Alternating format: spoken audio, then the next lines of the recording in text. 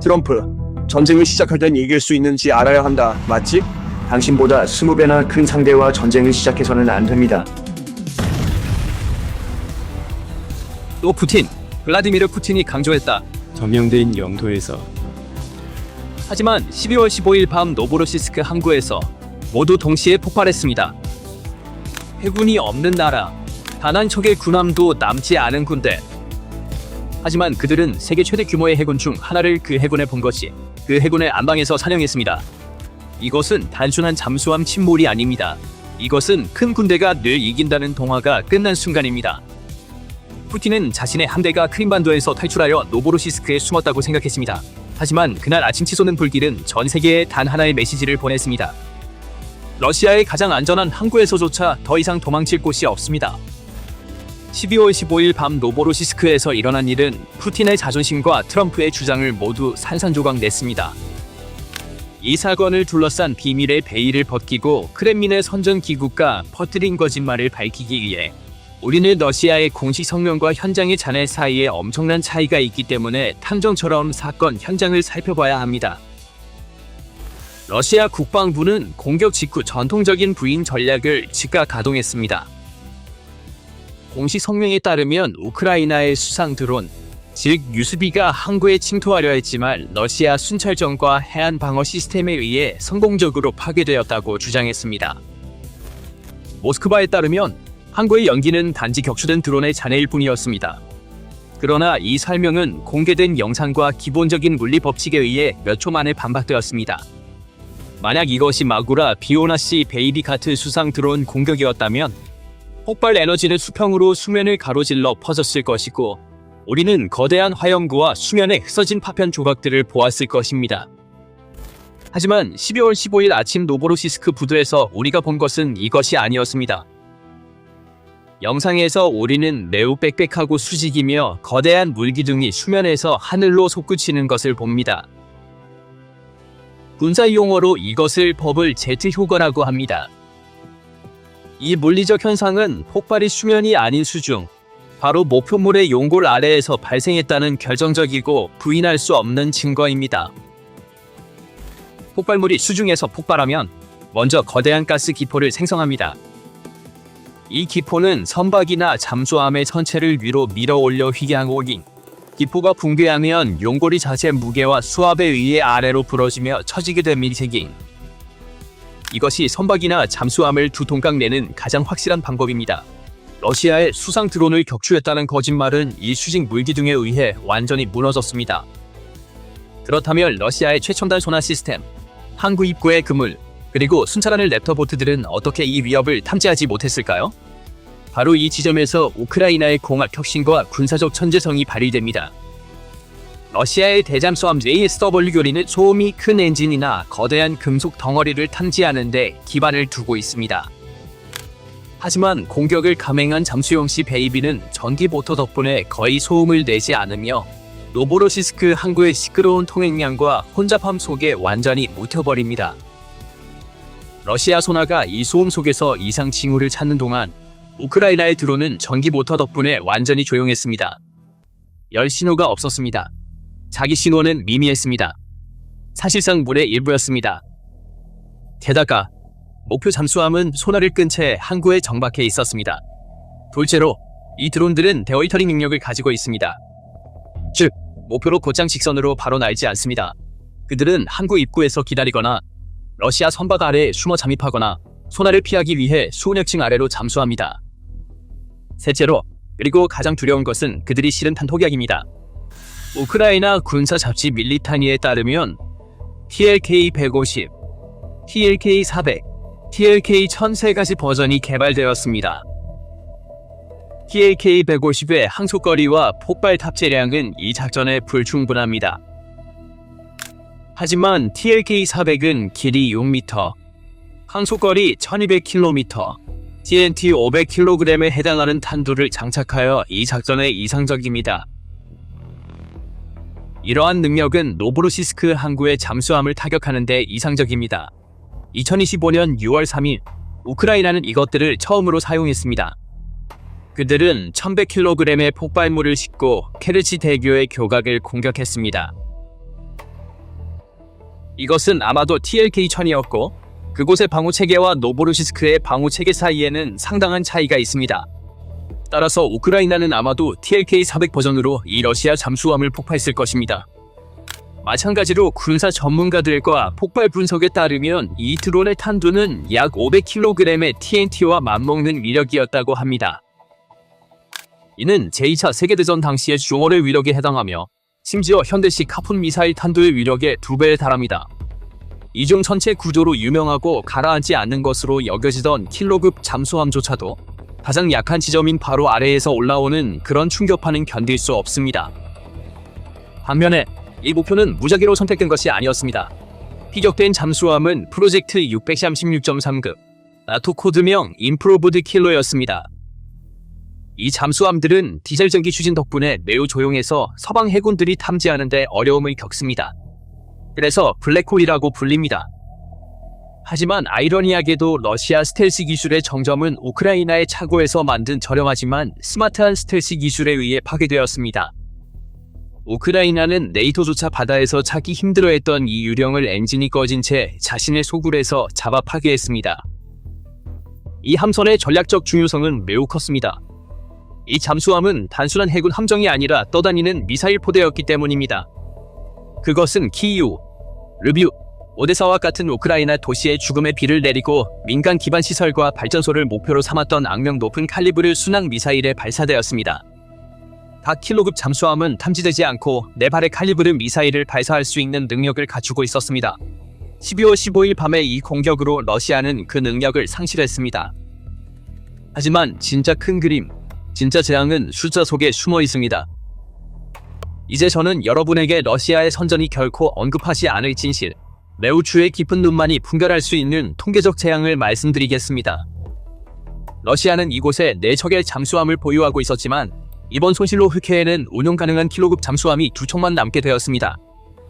잠수함 2척도 여전히 전력이라고 말할 수 있습니다. 하지만 군사물류는 그런 식으로 작동하지 않습니다. 잠수함은 항상 바다에 있을 수 없습니다. 정비가 필요하고 승무원은 휴식이 필요하며 재보급이 필요하고 고장도 납니다. 일반적인 군사 원칙에 따르면 함대의 3분의 1만이 항상 전투 준비가 되어 있습니다. 이 수학적 현실을 러시아에 남은 2척의 잠수함에 적용하면 끔찍한 결론에 이르게 됩니다. 막강한 러시아 제국, 초강대국 러시아는 이제 흑해에 한 번에 단 한 척의 잠수함만 띄우고 단 한 척으로 순찰할 수 있는 능력으로 축소되었습니다. 이 사건은 단지 5억 달러짜리 잠수함 한 척이 침몰한 것이 아니라 세계 정치, 특히 워싱턴의 가장 큰 가정 중 하나가 매우 단단한 벽에 부딪혀 산산조각 난 것입니다. 처음에 트럼프의 목소리를 들으셨을 겁니다. 도널드 트럼프 대통령이 4월 14일 우크라이나 지도자 젤렌스키를 비판했을 때 그는 사실 수세기 동안 존재해온 고전적인 군사적 관점을 표현하고 있었습니다. 전쟁을 시작할 땐 이길 수 있는지 확인해야죠. 자기보다 20배 큰 상대와는 결코 싸우지는 않죠. 서류상으로 엑셀 스프레드시트와 재고 목록을 보면 트럼프가 옳아 보일 수 있습니다. 러시아는 우크라이나보다 20배, 어쩌면 50배 더 많은 탱크, 군인, 함선을 보유하고 있었습니다.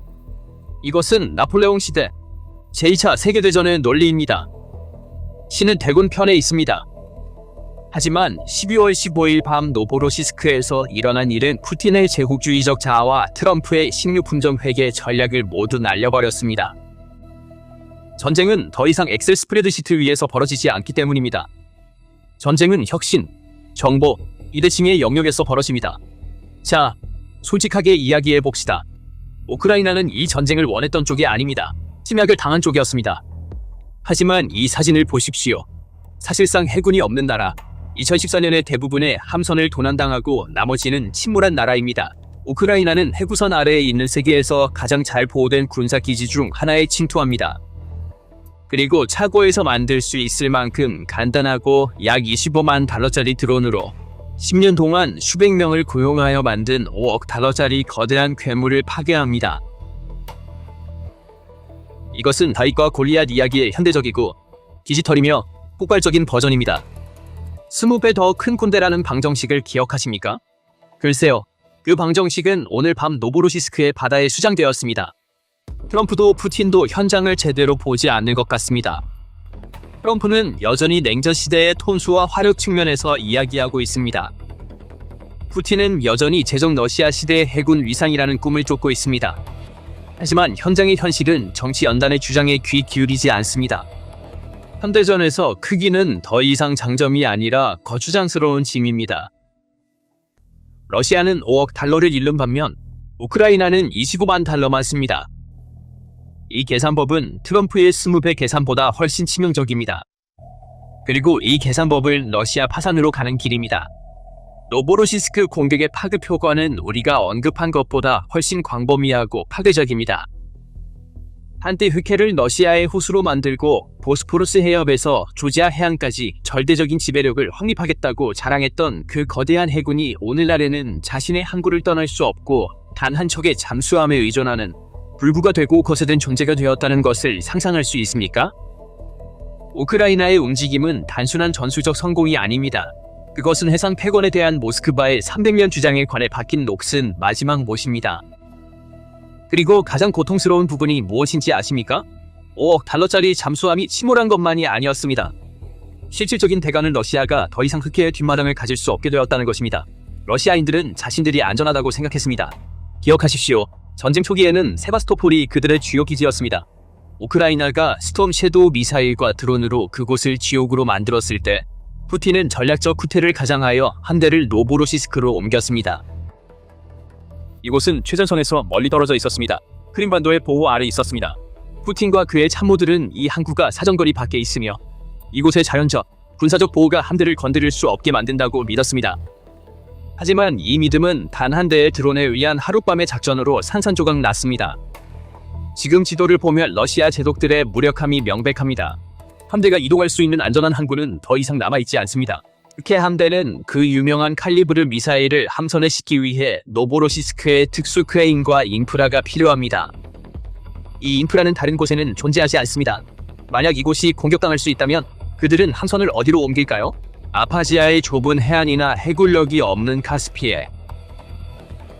아파지아의 오차무치레항은 수심이 얕고 물리적으로 고립되어 있으며 대형 군함을 위한 인프라가 부족합니다.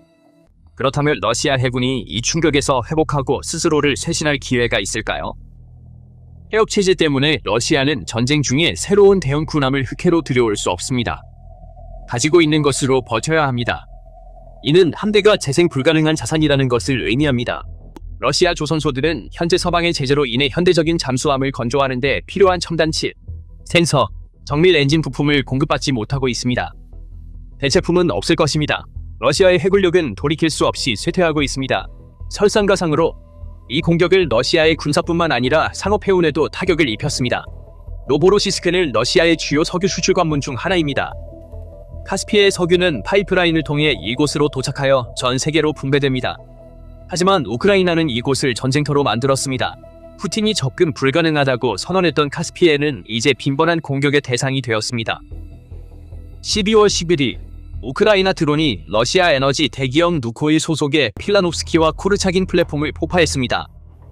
이란에서 러시아로 무기와 탄약 부품을 운반하던 작곡가 라흐마니노프와 아스카르 사리자오도 카스피해에서 피격되었습니다. 따라서 카스피해는 노보로시스크에 갇힌 러시아 해군에게 죽음에 덫이 이 상황은 사실상 흑해 함대를 떠다니는 고철 더미로 만들었습니다. 또 다른 파급 효과는 에너지 봉쇄의 위험에 있습니다. 노보로시스크는 군항일 뿐만 아니라 러시아가 자국과 카자흐스탄의 석유를 흑해를 통해 세계 시장으로 운송하는 거대한 에너지 터미널이기도 합니다. 러시아 석유 공급의 약 40%는 주로 노보로시스크와 투업세 등 흑해 항구에서 나옵니다. 발트해의 항구들이 겨울에 어는 반면 노보로시스크와 투업세는 1년 내내 얼지 않는 유일하게 보장된 항구입니다. 이곳은 러시아의 지정학적 경제력의 심장부로 여겨집니다. 큰 그림으로 보면 흑해의 힘의 균형과 해전교리가 돌이킬 수 없이 바뀌었음을 알 수 있습니다. 이 사건은 대만 해협을 주시하는 중국 장군들부터 펜타곤의 미국 제독들까지 모두에게 교훈을 줍니다. 주력함의 시대는 끝나가고 있습니다. 러시아는 서류상으로는 여전히 거대한 해군을 보유하고 있을지 모릅니다. 하지만 항구를 떠날 수 없고 미사일을 발사할 수 없으며 끊임없이 숨어야만 하는 해군은 해군이 아닙니다. 그것은 단지 값비싼 떠다니는 표적들의 집합일 뿐입니다. 에너지 초강대국과 무적의 군대라는 푸틴의 서사는 그 잠수함과 함께 노보로시스크의 바다에 가라앉았습니다. 이제 주도권은 수십억 달러짜리 순양함을 소유한 자들이 아니라 10만 달러짜리 드론으로 그 순양함들을 추적할 만큼 똑똑하고 민첩하며 용감하고 무자비한 자들에게 있습니다. 결론적으로 그날 밤 노보로시스크에서 솟아오른 수직 물기둥은 단순한 폭발이 아니었습니다. 그것을 러시아 해군을 위해 세워진 묘비였습니다. 크렘린은 세바스토폴에서 함정들을 대피시키고 아파지아의 외딴 구석에 숨기거나 심지어 저항도 못한 채 카스피해로 끌고 갈 수도 있습니다. 하지만 현실은 변하지 않을 것입니다. 우크라이나는 비대칭 기술로 전쟁의 규칙을 바꾸었습니다. 그리고 이제 우크라이나가 사냥꾼입니다. 그것들은 물 위와 아래에서 조용히 숨어 기다리고 있습니다. 그리고 러시아로서는 흑해의 단 한 제곱센티미터의 안전한 수역도 남아있지 않습니다. 피신할 항구도 평화롭게 잠들 수 있는 부두도 하나 없습니다. 게임은 끝났습니다. 푸틴의 주력 함정들은 더 이상 사냥꾼이 아니라 우리의 갇혀 차례를 기다리는 먹잇감일 뿐입니다. 숨을 곳은 없습니다. 의견 댓글로. 새로운 비디오에 대한 업데이트를 받으려면 채널을 구독하고 알림을 켜는 것을 잊지 마세요. 저희를 선택해주셔서 감사합니다.